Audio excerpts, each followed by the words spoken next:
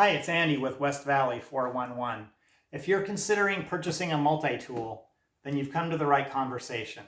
Because after I did all my research of all the brands, DeWalt, Milwaukee, Makita, Ryobi, I figured that the Craftsman was the best for me because of the value, the price, and the quality of the products. I really didn't consider Harbor Freight or Walmart, although you can find products there that might meet your needs for the price and your expectations. But I do own some other Craftsman products, and this is a reciprocating saw, and you can probably see it's pretty beat up. I use it on fences, I use it on trees. I also own some drills of different types. I like the 19.2 volt from Sears. You know, the batteries can be used on more than one product, which is really cool. And I also own a rotary tool. I own a couple of Dremels, so I use those around the house. The reason this works for me, I'm not a professional. I don't have a business. I do a lot of stuff around the house, friends' houses, on the roof, outside. You know, you go from being a carpenter to an electrician to a plumber. You do some concrete work, and just based on, you know, what I have and what I researched, the Craftsman was the best for me. I paid $119 for this whole kit, and considering the price of batteries, considering you know, the charger and other things that it comes with, I mean, this was really a pretty good deal. So let's open it up. First of all, it comes in this very attractive box. They fit everything in one place. And first thing, comes with instructions in 3 languages like most: French, Spanish, and English. So you get about 10 pages or so. Make sure you read instructions so you don't get shocked. Here is the multi-tool itself. Here are some additional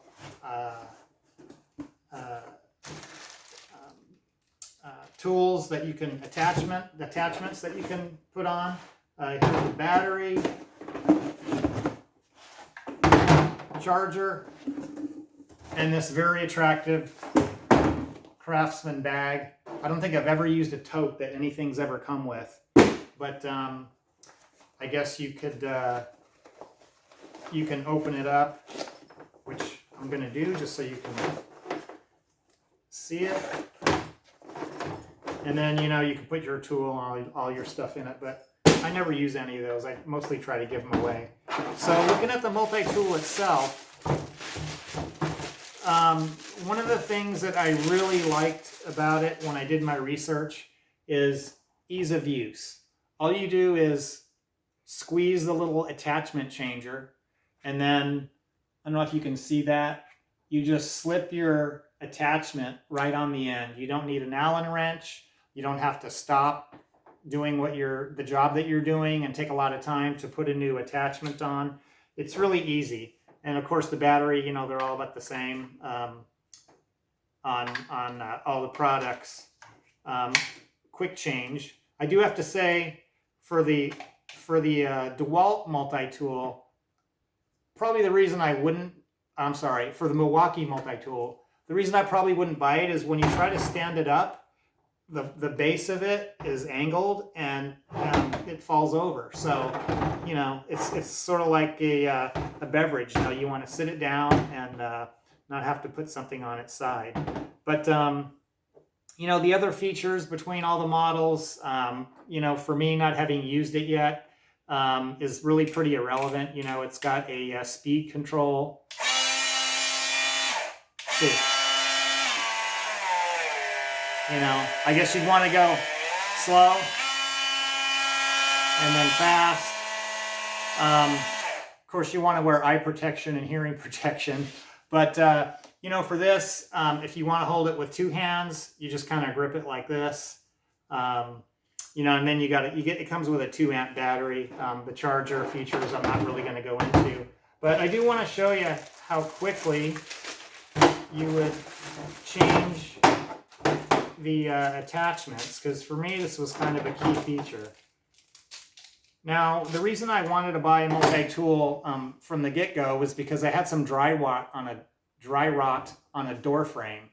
And I pulled it up on YouTube, and the gentleman that was demonstrating how to do the repair had the multi-tool. And previously I was just planning on using, like, you know, a hacksaw, coping saw, kind of a regular kind of a saw to get that horizontal cut on the frame. But you know, when you're plunging into things and you want to cut, for instance, nail heads and so forth, you know, this is just going to be so much easier. So I'm really looking forward to using it. So basically, you know, all you do is squeeze, put it on, and you're good to go.